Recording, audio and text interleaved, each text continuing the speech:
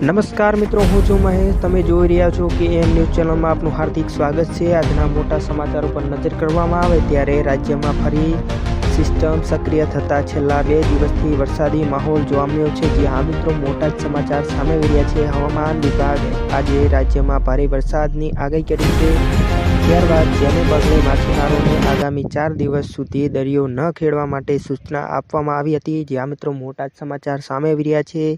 હવામાન વિભાગ જણાવ્યા અનુસાર આગામી 7 દિવસ સુધી રાજ્યમાં વરસાદી માહોલ જળવાઈ રહેશે. જ્યાં મિત્રો મોટા જ સમાચાર સામે આવી રહ્યા છે. ત્યારબાદ વાત કરવામાં આવે તો રાજ્યમાં 3 સિસ્ટમ સક્રિય છે. જ્યાં મિત્રો મોટા જ સમાચાર સામે આવી રહ્યા છે.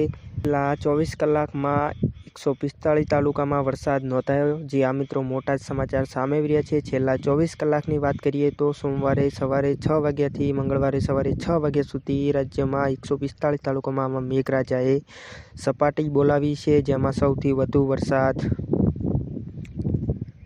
કેટલા જિલ્લાઓમાં નોંધાયો છે. જ્યાં મિત્રો મોટા જ સમાચાર સામે આવી રહ્યા છે.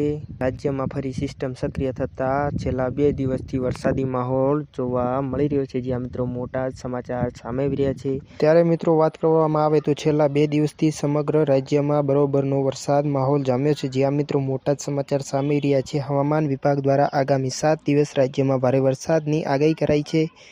એમાં આગામી 2 દિવસ સમગ્ર દક્ષિણ ગુજરાત, મધ્ય ગુજરાતમાં અને ઉત્તર ગુજરાતમાં કેટલાક ભાગોમાં અતિ ભારે વરસાદની આગાહી કરાઈ છે. જ્યાં મિત્રો મોટા જ સમાચાર સામે આવી રહ્યા છે.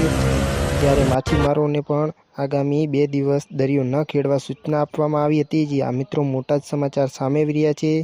અત્યારે રાજ્યમાં ટ્રમ્પ લાઇન પસાર થતી હોવાની વરસાદી માહોલ સર્જાયો છે. જ્યાં મિત્રો મોટા જ સમાચાર સામે આવી રહ્યા છે. છેલ્લા 2 દિવસથી સમગ્ર રાજ્યમાં બરાબરનો વરસાદી માહોલ જામ્યો છે. જ્યાં મિત્રો મોટા જ સમાચાર સામે આવી રહ્યા છે.